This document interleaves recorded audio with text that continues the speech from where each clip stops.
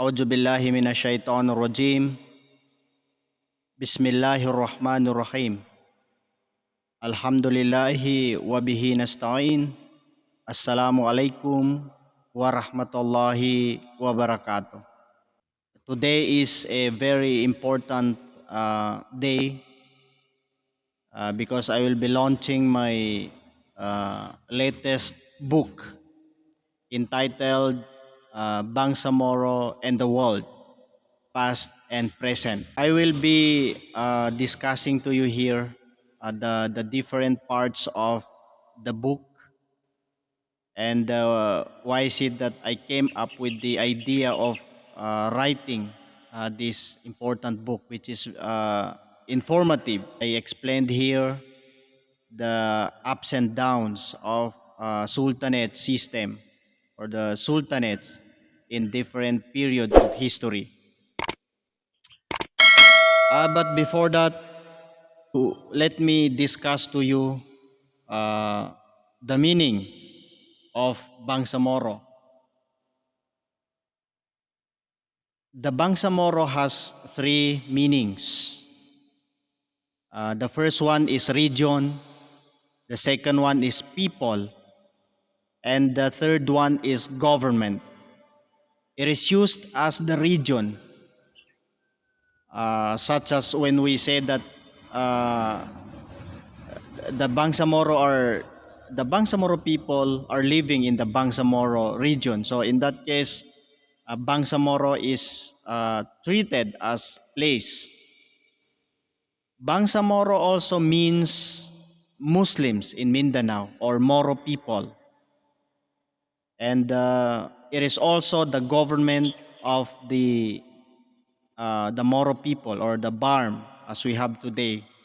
It is used interchangeably with the word Moro. So because of this, it is very important for us to really understand what is Moro. Of course, there is a divide as to the usage of this term. Some comes forward that they said that Bangsamoro is a colonial construct because it was Spanish Empire which named us as Moro. But I think there is no need of discussing that because that is academic already. And the Bangsamoro is used by different international writers and even in the Bangsamoro themselves, they use this term Bangsamoro. And the world in the title, the Bangsamoro and the world, the meaning of world there is the all nations or all countries aside from the Bangsamoro. So be it the Spanish colonial empire, the the American empire, etc. And in the overall meaning of world here is that uh, every single country outside the Bangsamoro. The Bangsamoro is a unifying name. Uh, of course, in the past, in our history, we have the Sultanate of Maguindanao, we have the Sultanate of Sulu, we have Pat Pangampong Coranao, we have Sultanate of Kabuntalan and Buayan. So in the Bangsamoro term, those sultanates uh, became one in the term Bangsamoro. It was not the Liberation Organization who first named the Muslim people of Mindanao as Bangsamoro. It was the American, as we have this region before, which is named as Moro Province. So whatever the meaning of Bangsamoro is that there is a pride that we need to put to our mind. That the Bangsamoro did not bow down to any uh, global power in the past. Now, going to our discussion, if you open the book, you will first see the page on the praise for Bangsamoro and the world past and present. That means uh, I selected people uh, who commented and who gave their analysis or gave their feedback on the book before I went to the publishing company. Let me start with the words of Dr. Doy Ampilan, a global humanitarian worker. He said, and I quote, I got the opportunity to be one of the few who read the book in its digital form before its final launch. I can say that this one is among the must read and must have books, especially for those that are interested and with the inclination to understand more about the history of the Bangsamoro people, their struggle and destiny. What makes this book different from others is its wide grasp on the past and present analysis of the historical events, which tried to unveil how the Bangsamoro was and is part of global affairs. The writer is a young mind yet with good grip and understanding of the Bangsamoro and its past as well as its present with good analysis for what lies ahead. This is indeed a good reference, which also linked together with different sources of facts and information. This book is the writer's labor of love. Another one is a doctor, attorney Max Buat, a peace advocate. Uh, he wrote or he commented the book Bangsamoro and the World, Past and Present, written by Dr. Damao is very informative material in understanding how the Moros conducted their affairs in dealing with the different colonizers. The present state of affairs of the Bangsamoro has an undeniable link with the Moro historical experiences. Though historical accounts are shortly presented, however, analysis on every subject is provided. And number three, commentary is given by Dr. Paridu Pigkaulan or Attorney Pards. He wrote, collecting past stories in Islam and Bangsamoro does not only restore the Islamic history, but rather proves Dr. Damao's skills, ability, and expertise in research and writing history. With this work, it will be a piece of document to be remembered. So, these are the three commentaries of the different people who gained a high level of uh, knowledge and education in the Bangsamoro. After this is the copyright page.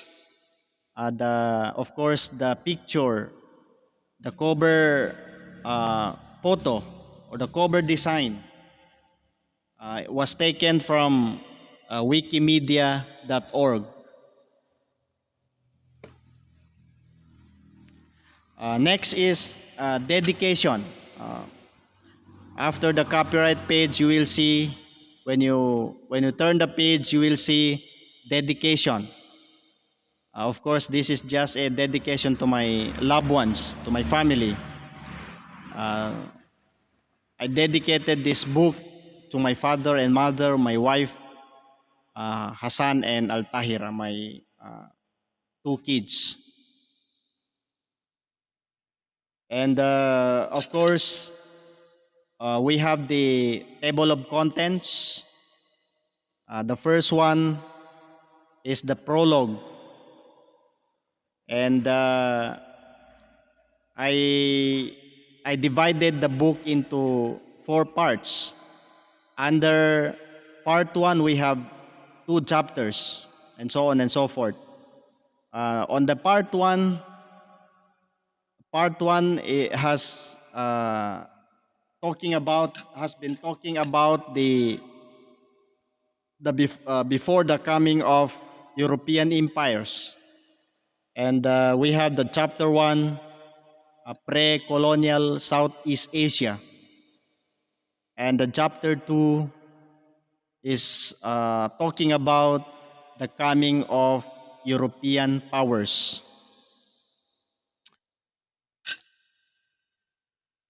On the part two, the title of the part two is Sultanate and the Global Empires. Under this is chapter 3, uh, which titled The Sultanate, the Chinese Power, and the Spanish Empire. Chapter 4 is Sultanate and the Portuguese Empire.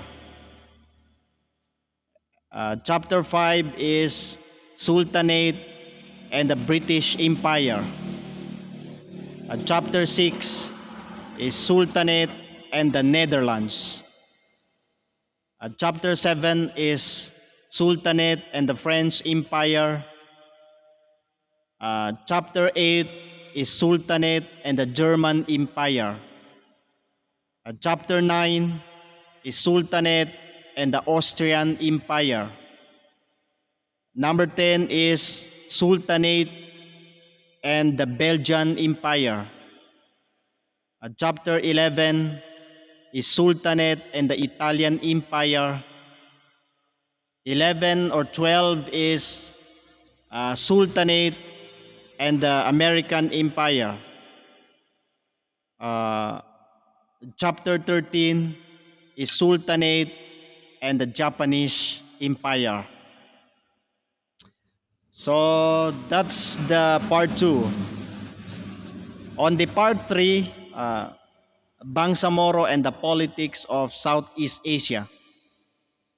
We have two chapters, 14 and 15.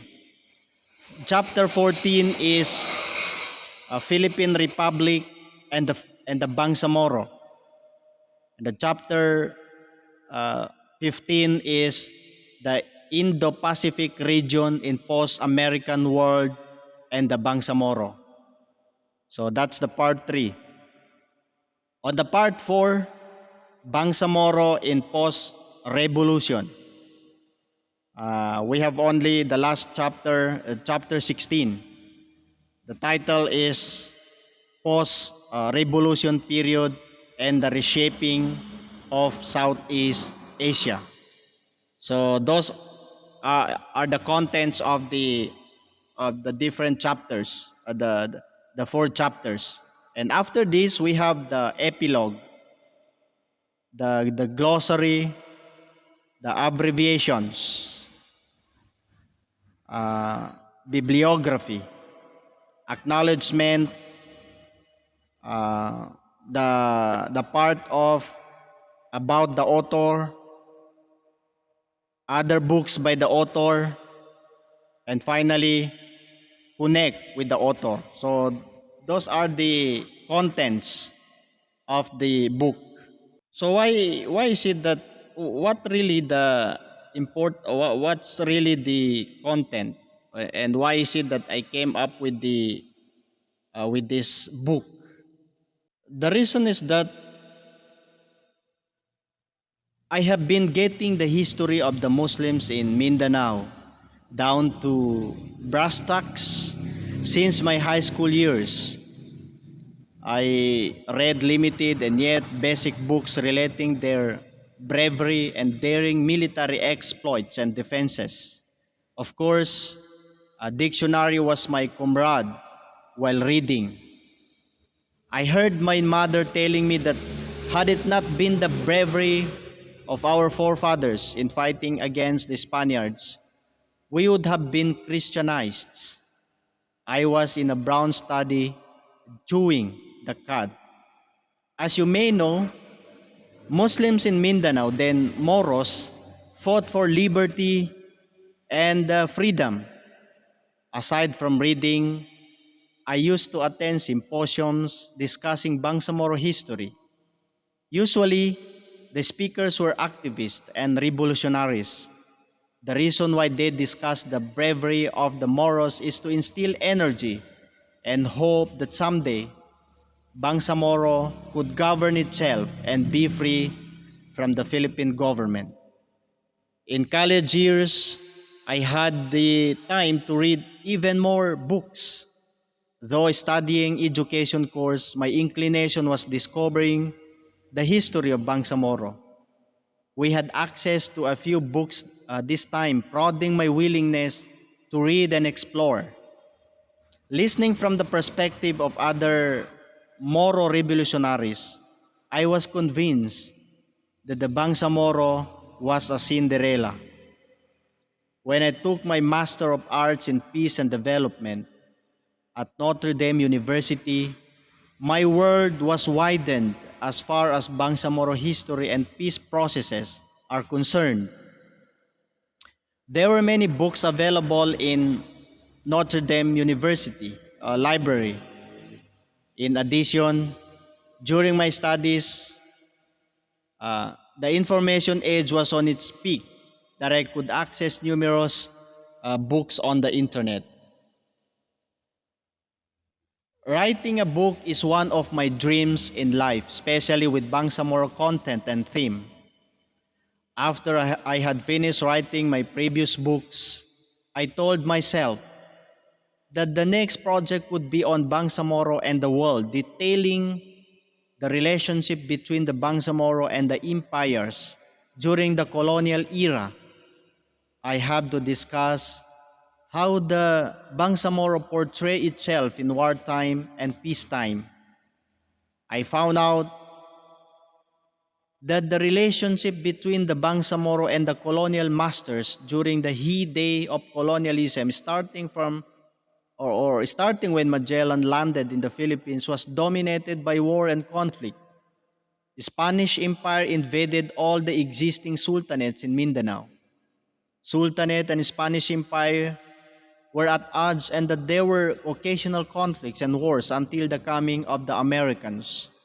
Americans and Japanese occupying forces pounded the Moro lands by their atrocities.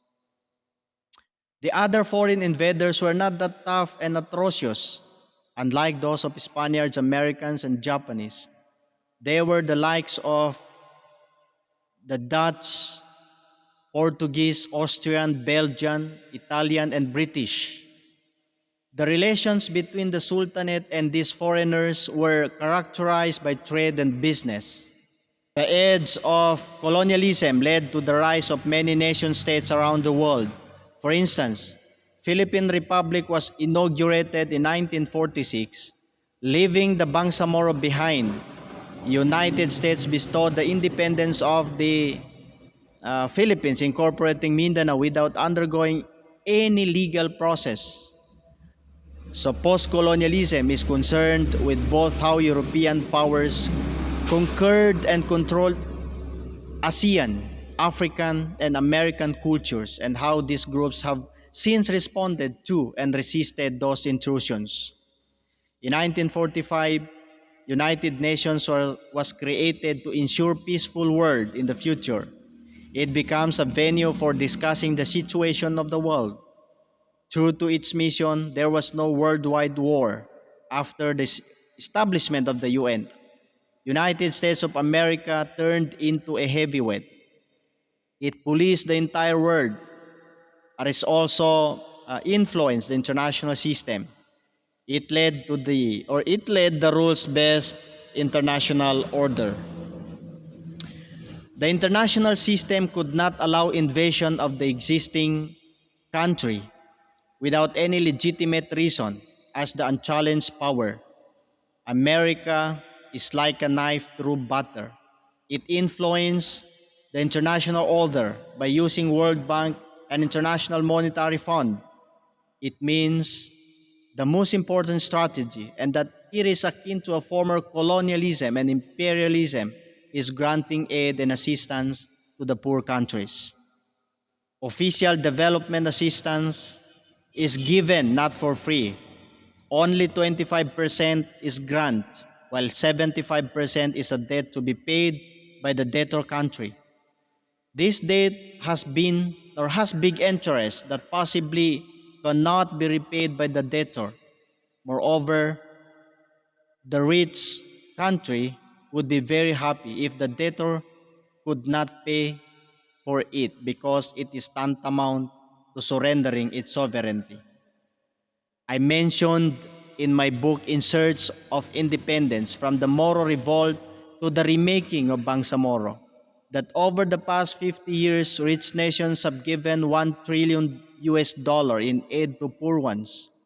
This remarkable sum has failed enormously to improve lots of its intended beneficiaries. Aid should have boosted recipient countries' growth rates and thereby helped millions to escape from poverty. Yet countless studies have failed to find a link between aid and faster economic growth. Poor countries that receive lots of aid and assistance do not better, on average, than those that receive very little. The main reason is that the economic growth is not always the priority of the donors. So that's why during the Cold War era, United States of America bankrolled anti-communist campaign while Soviet Russia targeted capitalism. Aid has been used by the donor for its political benefit.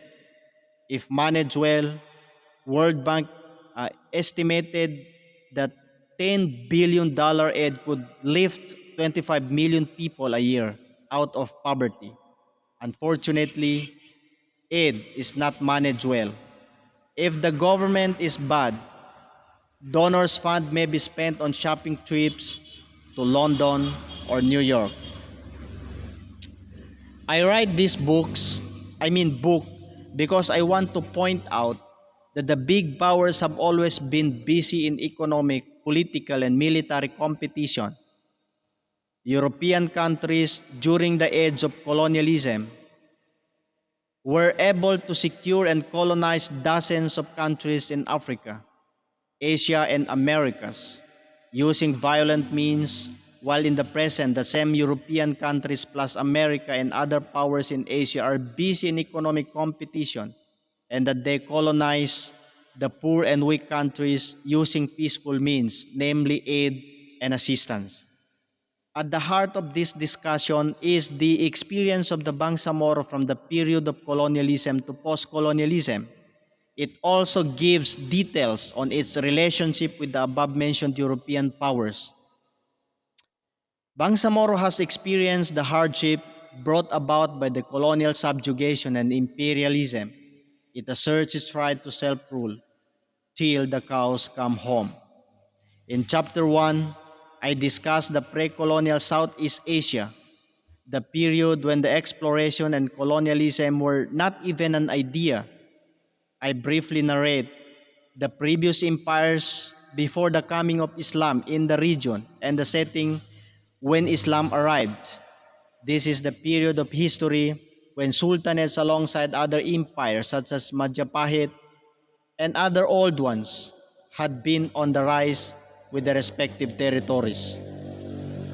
In chapter 2, the subtitle is The Coming of European Powers, in which I introduce to the readers the chapter and verse of the European arrivals. There are many Europeans who came in search of wealth and natural resources. Some of popular ones are Portuguese, Spanish, Dutch, German, French, and British. In chapter 3, I connect the dots, namely the Sultanate, the Chinese power, and the Spanish Empire. I reveal the reason why Spaniards were uprooted in Mindanao in 17th century and chose to be concentrated in Manila. The real reason is that leader in China had threatened the Spanish government of attacking Manila. In chapter 4, I present the relations of Sultanate and the Portuguese Empire during the age of colonialism. Actually, the two had no direct confrontation because the latter was concentrated on what is now Indonesia and Malaysia. In the present, Portugal, in collaboration with the United Nations Development Program, would extend its development aid in Mindanao, especially in support to the peace process between the more Islamic Liberation Front and Philippine government. In chapter 5, I present the Sultanate and the British Empire showed their relations through business and trade. Though British Empire is the largest empire to have ever existed, it did not have a direct occupation to the Sultanate. The Sultanate of Sulu and British government had been in conflict of interest that until now it remains unresolved. In chapter 6, I expressed the notion that Sultanate and the Netherlands had no direct conflict because the latter was not really establishing an imperial mission but on the trade and commerce. A lot of them were merchants. Dutch did not have time to compete with the other foreign invaders for the sake of securing large territories. In chapter 7, I confirm that Sultanate and the French Empire had a contact in Basilan. In fact, France got hold of the island in 1845. France is one of the biggest empires of the time, which was then second to Great Britain. Despite the power of France, its occupation of Sultanate did not last long because of several factors. In chapter 8, I explicate the relationship between the Sultanate and the German Empire during the colonial period. I also point out the present relations of the two, especially during the MILF Philippine government peace negotiation. So in chapter 9, I briefly discuss the Austrian Empire and how it became one of the important European powers, and Austrian Empire had a contact with the Sultanate of Sulu because of the power struggle in the North Borneo. In chapter 10, I introduced the idea that like Austrian Empire, Belgian Empire had also joined imperialism and colonialism in different parts of the world. It reached the lands of Southeast Asia, particularly North Borneo, when it had met the Sultanate of Sulu. In chapter 11, I mentioned that like Austrian and Belgian empires, Italy arrived at Southeast Asia in search of power and glory. Italian Empire had participated in the mess of Sabah when it had a contact with the Sultanate of Sulu. In chapter 12, I relate the rise and fall of the Sultanate and the United States relationship. You may know that American government was behind the abolition of the Sultanate system of governance as it was opposed to the system of government that US had been preaching to the world. In chapter 13, I portray the relationship between the Sultanate and Japan. You may know that Moros were active supporters and sympathizers of the Americans. They fought side by side with the US military against the Empire of Japan. However, after less than a century, Japan came back to the Moro people, bringing development and assistance. In chapter 14, I explore the opinion that after the Japanese invasion, America granted the independence of the Philippines, and given the Moros did not agree to be incorporated to the future Philippine government, it goes without saying that the Moro would look for ways and strategies to finally become independent. Then Filipino Bangsamoro conflict was inevitable. But after decades of negotiations, they agreed to finally come together and create peaceful environment. In chapter 15, I analyze the situation in a larger and macro perspective because I believe that there is a perceived link and connection between the regional order and the Bangsamoro politics. In this chapter entitled The Indo-Pacific Region in Post-American World and the Bangsamoro, I analyze the scenario of post-American world order and its implication in the regional order. In chapter 16, finally, I present the possible situation in post uh, revolution period towards the reshaping of Southeast Asia. The highlight of the analysis is the possibility of creating a one Malay regional bloc as history has. There are many attempts of creating one Malay world. Of course, Bangsamoro is part of this project. After the brief uh, introduction of the contents of this book, allow me to say that this attempt of presenting the Bangsamoro and its relationship with the world, both in the past and present, is one of my big projects after my doctoral degree. I believe that there is a need of showing how the Bangsamoro interacted with the world. So that's the content, the brief uh, description or presentation of the contents of the book, uh, The Bangsamoro and the World, Past and Present.